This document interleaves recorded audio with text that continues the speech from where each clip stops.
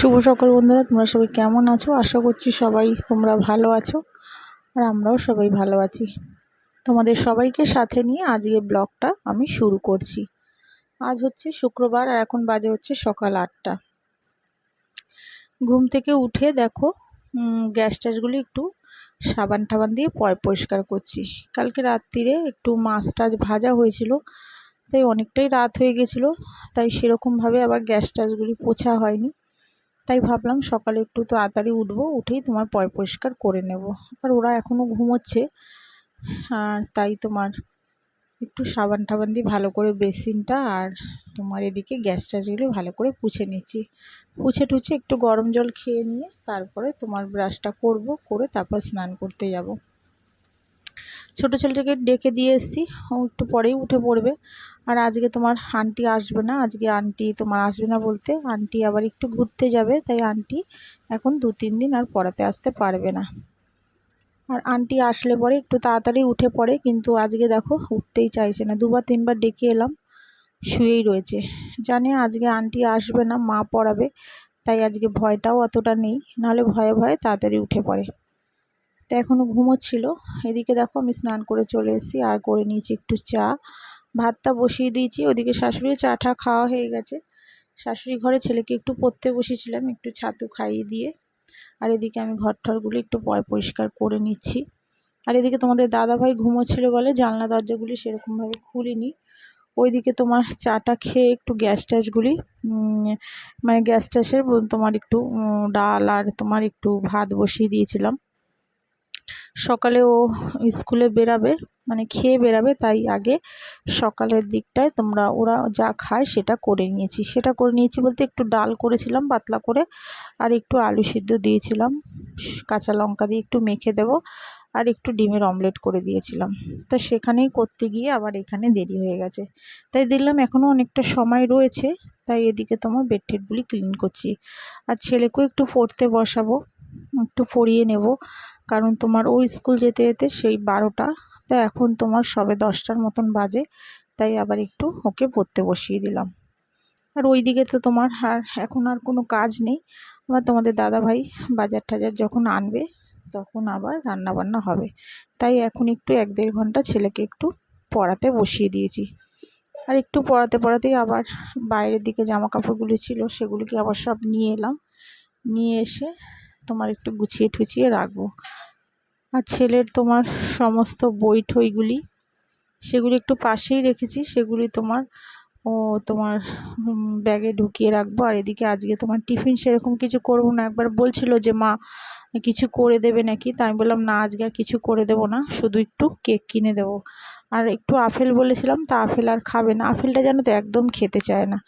Apple, পেয়ারা, কলা এগুলি কত মানে উপকারী জিনিস, ঘরে থাকলে খাবে, কিন্তু স্কুলে দিলে সেগুলি আর খাবে না, সেগুলি আবার রিটার্ন নিয়ে চলে আসে। এক এক সময় একটু বকি যে এগুলি এরকমভাবে যে তুই খাচ্ছিস না, নষ্ট করছিস কেন, বলে মা ভালো লাগে না খেতে। এই এক এক সময় দিই, আবার এক এক সময় দিই না। আর এদিকে ভাতটাও খাইয়ে দিচ্ছি। আজকে ওর পিটি রয়েছে, তাই এটা হলো ওর পিটির ড্রেস। আর এদিকে তোমার সব বইপত্রগুলি সামনেই রয়েছে। ভাত টাত খাওয়া হয়ে গেলে তারপরে ব্যাগে ঢুকিয়ে দেবো। আর টিফিনে দিয়ে দেবো হচ্ছে আজকে একটু কেক, একটু ঘরে ছিল একটু মিষ্টি টিষ্টি ছিল, তা বললাম একটু 2টো লাড্ডু বা সন্দেশ দেবো নাকি, তা না করে দিল, বললো না মা, আসলে গরম এতটাই পড়েছে, ও কিছু খেতেও চাইছে না একদমই, তাই হালকার মধ্যে একটা কেক দিয়ে দিয়েছিলাম। আর এদিকে ও বেরিয়ে যাচ্ছে দেখো, আর তোমাদের দাদাভাইও বাজারটা করে দিয়ে গেছে। আর ছেলে আমাকে টাটা করছে, ও বেরিয়ে গেল। এবার আমি একটু ঘরের কাজ টাজগুলি যাই হোক আর একটু বাকি রয়েছে, ওকে পড়াচ্ছিলাম বলে আর তখন আর হয়নি।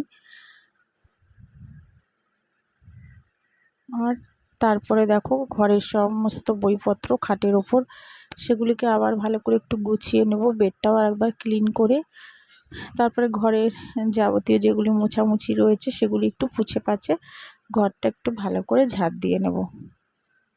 সকালবেলা ঝাড় দিয়েছে মাসি, তাও তোমার নোংরা রয়েছে, তাই সেগুলি আবার একটুখানি পরিষ্কার করে নিচ্ছি। করে ঠোরে তারপরে একটু যাব বাজারের দিকে, বাজারের দিকে যাবো বলতে একটু পোস্ত আনতে যাব, আর একটু তোমার ঝিঙে আনবো, ঝিঙে আলু আলু দিয়ে ঝিঙে পোস্ত করব।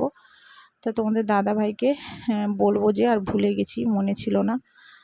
তাই প্রথমে ভেবেছিলাম বড় ছেলেকে পাঠাবো, কিন্তু যা রোদ উঠেছে ভাবলাম থাক ও ঘরে, আমি একটু যাই। তাই শাশুড়ি আবার ওইদিকে তোমার মাছটা ট্যাংরা মাছ এনেছে তোমাদের দাদাভাই, সেই ট্যাংরা মাছটা রান্না করছিল। আর আমি বাজার থেকে দেখো চলেও এসেছি। দেখো একটু পোস্ত করব, একটু অর্ধেক দিলাম পেঁয়াজ, 4-5টা কাঁচা লঙ্কা, আর একটু পোস্ত দিয়েছি। পোস্তটা তোমার খুব একটা বেশি ছিল না, অল্পই ছিল। মিক্সিতে নিয়েছিলাম, কিন্তু মিক্সিতে আর পেস্ট করতে পারলাম না, কারণ অল্প পোস্ত মিক্সিতে একদমই মিক্স হয় না। তাই সেটা আবার শিলনোড়ায় বাটতে হয়েছে। আর এদিকে একটু পটল তোমার দিয়ে চিংড়ি মাছ একটু ভাজা ভাজা করব। পটল দিয়ে একটু চিংড়ি মাছ ভাজা ভাজা করলে খেতে খুব ভালোই লাগে। একটু দুটো কাঁচা লঙ্কা আর দিয়ে দিয়েছিলাম একটু তোমার কালো জিরে দিয়ে, একটু ফোড়ন দিয়ে, তারপর পটলটা দিয়ে একটু নুন হলুদ দিয়ে দিয়েছি, দিয়ে একটু নাড়িয়ে চাড়িয়ে একটু ঢেকে দিয়েছিলাম, তারপরে চিংড়ি মাছগুলি দিয়ে দিয়েছি। দেখো হয়ে গেছে, এবার নামিয়ে দেবো। আর এবারে করে নেব আলু পোস্তটা। আর এটাই বসিয়েছি একটু ডাল, পাতলা করে একটু তোমার আম ডাল করব। এই তোমার রান্না। আর ওদিকে শাশুড়ি তোমার করে নিয়েছে ট্যাংরা মাছের ঝোল। আর বেশি কিছু করব না, আর একটু আমার জন্য করব একটা ডিমের অমলেট, কারণ আমার ট্যাংরা মাছ খাবো না, ট্যাংরা মাছ আমার একদমই ভালো লাগে না। তো একটা ডিমের অমলেটও করে নেব।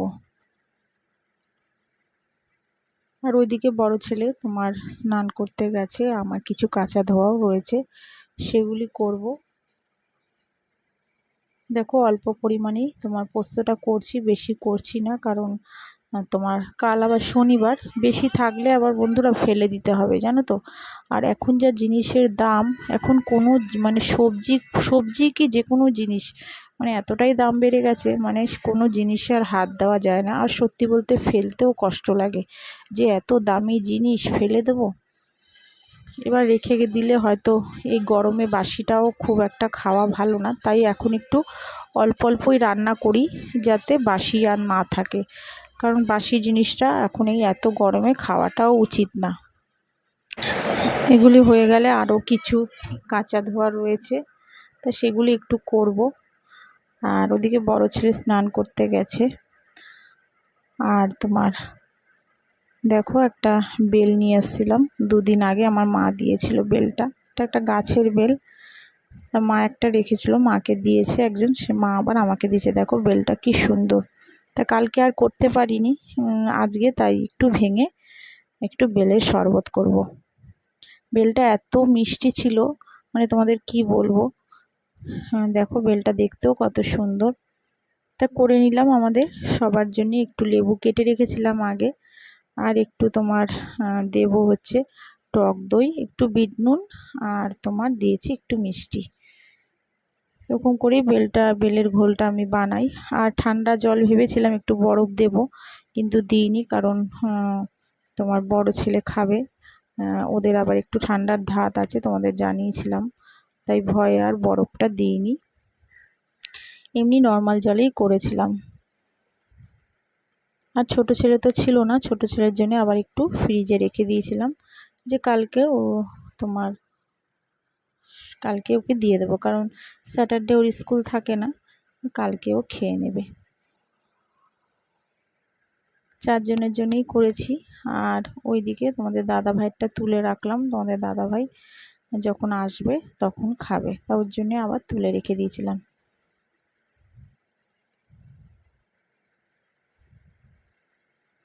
এবার ওদেরকে দিয়ে দেবো, শাশুড়িও খেয়ে নেবে, আমিও এখনই খেয়ে নেব, কারণ তোমার বেলের ঘোল যখন মানে বানাবো তখনই খেয়ে নেওয়াটাই ভালো, রেখে দিয়ে খাওয়াটা ঠিক না।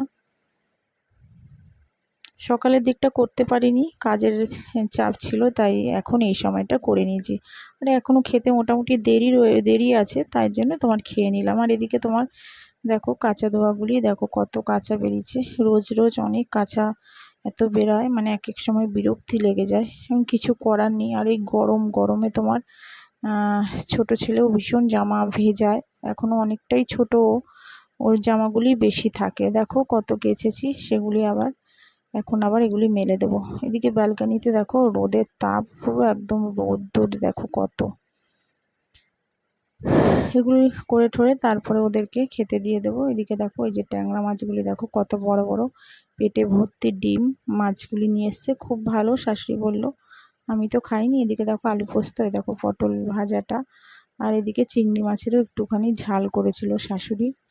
এগুলি সব করে ঠোরে ওদেরকে খেতে দিয়ে দিয়েছিলাম। দিয়ে আমরাও খাওয়া দাওয়া করে একটু দুপুরের দিকে মানে একটু খেয়ে দিয়ে রেস্ট নিয়েছিলাম। দিয়ে দেখো সন্ধ্যাবেলার দিকে বসে এবার একটু চা খাচ্ছি।